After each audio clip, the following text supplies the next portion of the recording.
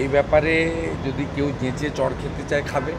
Supreme court তো আগেই বলেছে, শুধু ডাক্তারদের নয়, যে কোনো পিসফুল মুভমেন্টে বাধা দিতে সরকার পারবে না।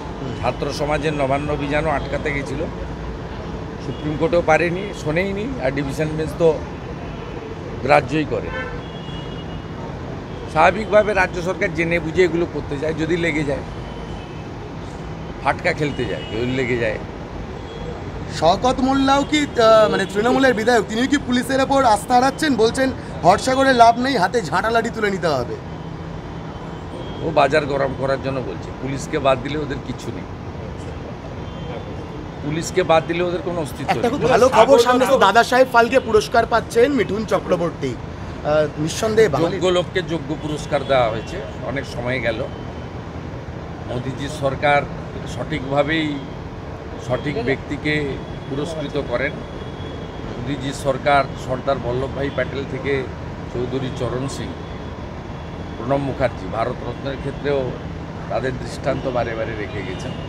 এক্ষেত্রেও যোগ্য অভিনেতাকে, প্রকৃত অভিনেতাকে দিয়েছেন।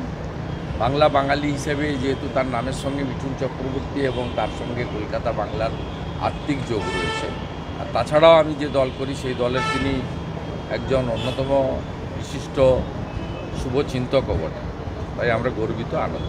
যাদবপুরে আপনার ওপর প্রাণঘাতী হামলা হয়েছিল, সেই যাদবপুরে স্লোগান উঠছে কাশ্মীর মাঙ্গে আজাদি। এবার প্রশ্ন একটাই, পুলিশ কি করছিল? পুলিশ তো করবে না, কারণ এরা ভোটের সময় নো ভোট টু মোদি করে। এটা মমতা ব্যানার্জির চাষ করালো।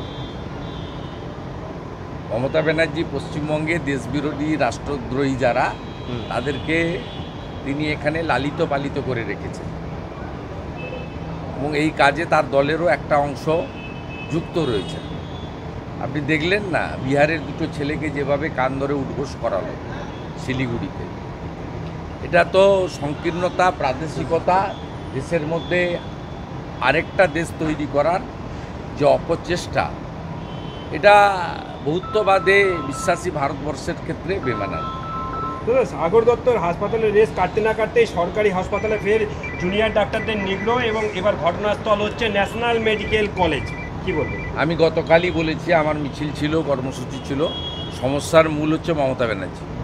মমতা বন্দ্যোপাধ্যায়কে প্রাক্তন না করলে কোনো সমস্যার সমাধান হবে না, কারণ পুলিশের যে কাজটা করার কথা পুলিশ করে না, পুলিশ দলের কাজ করে, টাকা তোলে।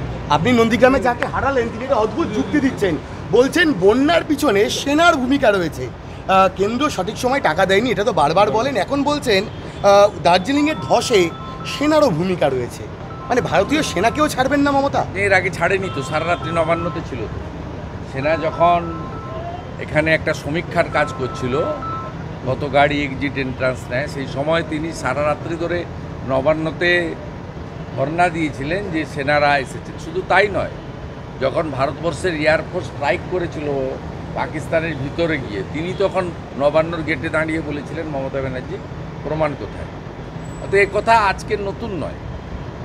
যারা রাষ্ট্রপ্রেমী, যারা 26শে জানুয়ারি এবং 15ই আগস্ট দেশমাতৃকার পতাকা তুলেন, বন্দে মাতরম বলেন, জাতীয় সঙ্গীত গান, তাদের মধ্যে কিছু লোক মমতা ব্যানার্জিকে ভোট দেয়, তাদেরকে রিথিঙ্ক করতে বলবো। 15 মাস পরে পশ্চিমবঙ্গ বিধানসভার নির্বাচন হবে, একে সরান আসল স্বরূপ প্রকাশিত হচ্ছে। দাদা আর